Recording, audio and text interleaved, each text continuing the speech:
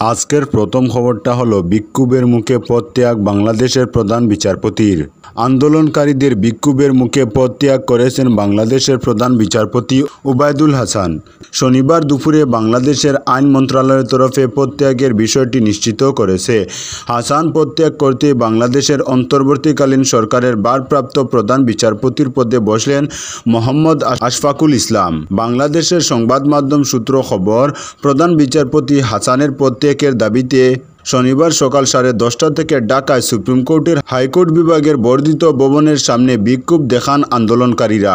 কয়েকশো আন্দোলনকারীর দাবি ছিল প্রধান বিচারপতি সহ আপিল বিভাগের 7 বিচারপতির পদত্যাগ।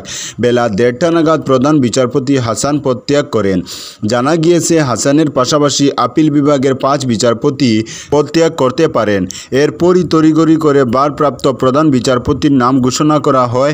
এর দায়িত্বে এলেন মোহাম্মদ আশফাকুল ইসলাম।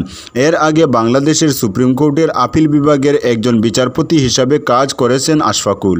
আজকের পরবর্তী খবরটি হলো বাংলাদেশি হিন্দুদের জন্য হেল্পলাইন বিএইচপির। বিশ্ব হিন্দু পরিষদের আন্তর্জাতিক সভাপতি আলোক কুমার বাংলাদেশের ঘটনা প্রবাহে উদ্বিগ্ন। তিনি বলেন, সে দেশের সংখ্যালঘুরা খুবই সংকটজনক সময়ের মধ্য দিয়ে যাচ্ছে। ভয়ঙ্কর হত্যা, নৃশংসতা এবং তাদের উপাসনালয়, ব্যবসা প্রতিষ্ঠান ও বাড়িঘর ভাঙচুর সহ তাদের লক্ষ্য করে হামলা করা হচ্ছে। তবে তিনি বাংলাদেশের প্রধান উপদেষ্টা মোহাম্মদ ইউনূসের বক্তব্যে কিছুটা আশ্বস্ত যে তিনি সংখ্যালঘুদের বিরুদ্ধে শত্রুতা বন্ধ করার আহ্বান জানিয়েছেন এবং বন্ধ না হলে তিনি পদত্যাগ করবেন বলেও জানিয়ে দিয়েছেন। প্রধানমন্ত্রী নরেন্দ্র মোদী ইউনূসের কাছে তার প্রথম বার্তায় বাংলাদেশের হিন্দু এবং অন্যান্য সংখ্যালঘুদের সুরক্ষার উপর জোর দেওয়ার কথা উল্লেখ করেছেন। তাতে বিএইচপি সভাপতির আশা প্রধানমন্ত্রী মোদীর পরামর্শে গুরুত্ব দেওয়া হবে।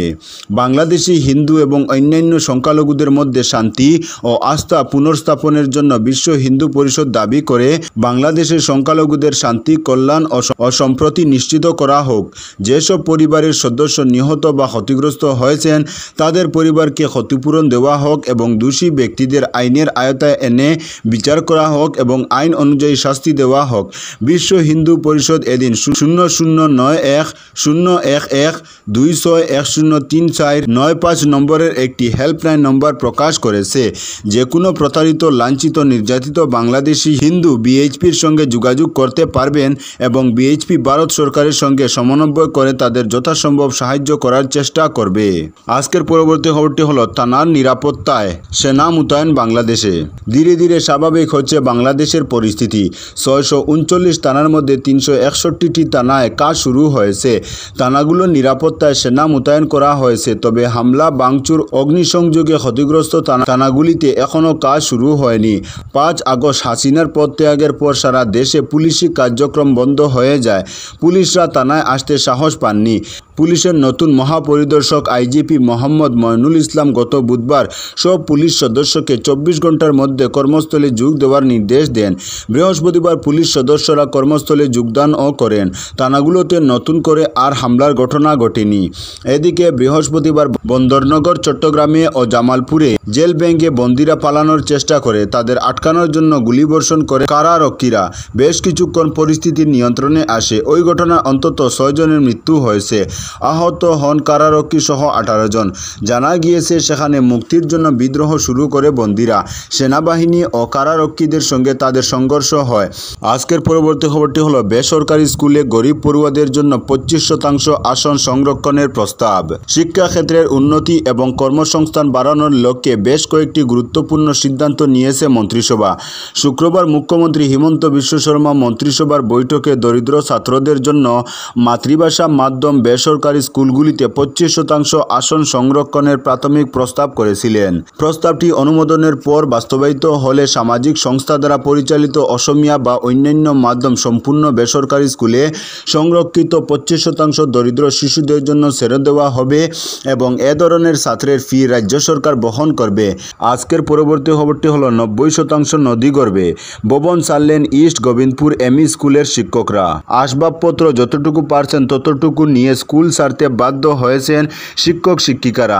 শনিবার এমন এক দৃশ্য দেখা গেল লক্ষ্মীপুরের পূর্ব গোবিন্দপুরে।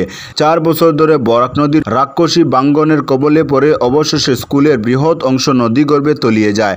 শনিবার নিরুপায় হয়ে নথিপত্র ও আসবাবপত্র নিয়ে স্কুল গৃহ ছেড়ে বেরিয়ে পড়লেন লক্ষ্মীপুর প্রাথমিক শিক্ষা খণ্ডের অধীন ইস্ট গোবিন্দপুর এমই স্কুল কর্তৃপক্ষ। প্রধান শিক্ষক কুতুবুদ্দিন লস্কর বলেন, শনিবার সকাল পর্যন্ত বরাক নদীর বাঙ্গনে স্কুলের প্রায় 90% চলে গেছে। বিইওকে ফোনে অবগত করে তারা স্কুল ছাড়ছেন বলে জানান। সোমবার থেকে কোথায় ক্লাস চলবে 115 জন পড়ুয়ার এক অনিশ্চয়তার মধ্যে রয়েছে। স্থানীয় জনগণ সহ অভিভাবকরা ক্ষোভ ব্যক্ত করে বলেন, সরকার ও বিভাগীয় কর্তৃপক্ষের অবহেলার দরুন আজ পড়ুয়াদের ভবিষ্যৎ এক প্রশ্নের মুখে দাঁড়িয়েছে। তারা বলেন, প্রধান শিক্ষক, স্কুল পরিচালন সমিতি, স্থানীয় জনগণ নদী বাঙ্গনের কথা শিক্ষা বিভাগের উদ্বর্তন কর্তৃপক্ষের নজরে আনলেও গুরুত্ব দেওয়া হলো না। গত 4 বছর থেকে বরাক নদীর বাঙ্গনের শিকার লক্ষ্মীপুর প্রাথমিক শিক্ষা খণ্ডের অধীন ইস্ট গোবিন্দপুর এমই স্কুল স্থানান্তরিত করার দাবি জানিয়ে ভবন নির্মাণের ব্যবস্থা করতে বারবার আবেদন করেন। প্রায় 1.5 বছর আগে স্থানীয় আজিমুদ্দিন চৌধুরী স্কুল ভবন নির্মাণের জন্য জমি দান করেছেন, কিন্তু আজ পর্যন্ত ভবন নির্মাণের জন্য শিক্ষা বিভাগের পক্ষ থেকে অর্থ বরাদ্দ হয়নি। এ নিয়ে খুব পরিলক্ষিত হয়। আজকের পরবর্তী খবরটি হলো 115 কোটি টাকার মাদক উদ্ধার করিমগঞ্জে, গ্রেফতার 4। করিমগঞ্জ বাইপাস সড়ক থেকে 115 কোটি টাকার মাদক ধরল পুলিশ। পাশাপাশি 4 পাচারকারীকে আটক করেছে পুলিশ। জানা গেছে, গোপন সূত্রের ভিত্তিতে অসম পুলিশের আইজিপি পার্থসারথী মহন্ত এবং করিমগঞ্জের পুলিশ সুপার পার্থ প্রতিম দাসের যৌথ অভিযানে NL01 AC 4764 নম্বরের একটি 12 চাকার লরিতে অভিযান চালিয়ে লরির গিয়ার বক্সের কাছে একটি গোপন চেম্বার থেকে 3,50,000 ইয়াবা আর ট্যাবলেট উদ্ধারের পাশাপাশি 1 কেজি 300 গ্রাম সন্দেহভাজন হেরোইনও উদ্ধার করে পুলিশ। এদিনের এই অভিযানে গ্রেফতার করা হয় নাইমুল হক, ফুজাইল আহমেদ, আতিকুর রহমান এবং জগজিৎ দেববর্মা নামের 4 জনকে। তাদের মধ্যে 3 জনের বাড়ি নিলামবাজারে এবং 1 জনের বাড়ি ত্রিপুরায় বলে জানা গেছে। বর্তমানে পুলিশ ধৃতদের টানা জিজ্ঞাসাবাদ চালিয়ে যাচ্ছে বলে জানা গেছে। আজকের পরবর্তী খবরটি হলো বিপদসীমার নিচে নামলো বরাক নদী।